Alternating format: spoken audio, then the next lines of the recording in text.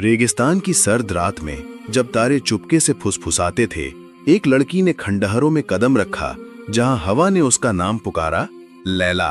क्या वो जानती थी कि उसकी एक गलती या शायद उसका प्यार रेत को हमेशा के लिए बदल देगा? हिजाज के रेगिस्तान में जहां सूरज डूबते वक्त रेत को लाल रंग देता था, एक लड़की रहती थी जिसका नाम लैला था। लैला, जो बनी हवाजिन कबीले की थी, 19 साल की थी। उसकी आंखें काली थीं जैसे रात का आसमान और बाल लंबे काले चांदी की मोतियों से सजे हुए। उसकी त्वचा सूरज से सुनहरी थी और चेहरा तेज और हिम्मती। वो नीली चादर पहनती जिस पर लाल कढ़ाई थी और टखने में चांदी का पायल।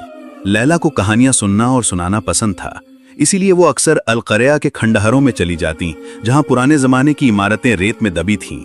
कबीले के बूढ़े कहते थे कि खंडहरों में जिन रहते हैं जो इंसानों को धोखा देते हैं, लेकिन लैला को डर नहीं लगता था। एक शाम जब सूरज डूब रहा था, वो खंडहरों में एक पत्थर के खंबे पर उकेरे निशान देख रही थी। अचानक केसर और मिर्च की खुशबू वाली हवा चली और एक गहरी आवाज सुनाई दी, ऐ लड़की, तुम इन खंडहरों में क्यों भटकती हो? लैला चौंक गई पर डरी नहीं। उसने कहा, बताओ तुम कौन हो? रेत से एक साया उठा। ये अजरक था, एक जिन जो मर्द की शक्ल में था। उसका शरीर धुएं जैसा था, आंखें सुनहरी जैसे पिघला सोना और बाल छोटे काले। वो 25 साल का लगता था और उसकी आवाज में रेगिस्तान की गहराई थी। उसने कहा, मैं अजरक हूं, एक जिन जो इन खंडहरों में जादू से बंधा है। तुम्हारी हिम्मत ने मुझे बुलाया। लैला ने पूछा, तुम्हें क्या बांधे रखता है?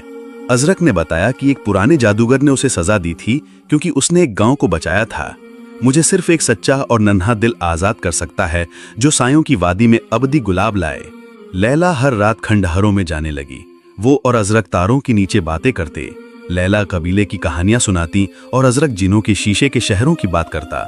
उनकी दोस्ती प्यार में बदल गई जैसे रेगिस्तान में बारिश। लेकिन कबीले को शक होने लगा। बूढ़ी औरत उम्म सलमा, जो कबीले की सियानी थी, ने लैला को चेताया। उम्म सलमा की त्वचा झुर्रियों से भरी, आंखें सलेटी और बाल सफेद काले रुमाल में बंधे। वो भूरी चादर और हड्डियों के मोतियों वाला लबादा पहनती और उसने कहा, जिनों पर भरोसा मत करो लैला, वे मीठी बातें करते हैं फिर आत्मा चुरा लेते। लेकिन लैला का दिल नहीं माना। एक रात अजरक का साया कमजोर हो गया। उसने कहा, जादू मुझे खत्म कर रहा है, जल्दी ही मैं रेत में मिल जाऊंगा। लैला का दिल टूट गया। उसने कहा, बताओ मैं तुम्हें कैसे आजाद करूं? अजरक ने सायों की वादी की बात की जहां अबदी गुलाब है जिसे धुएं का सांप रखवाली करता है।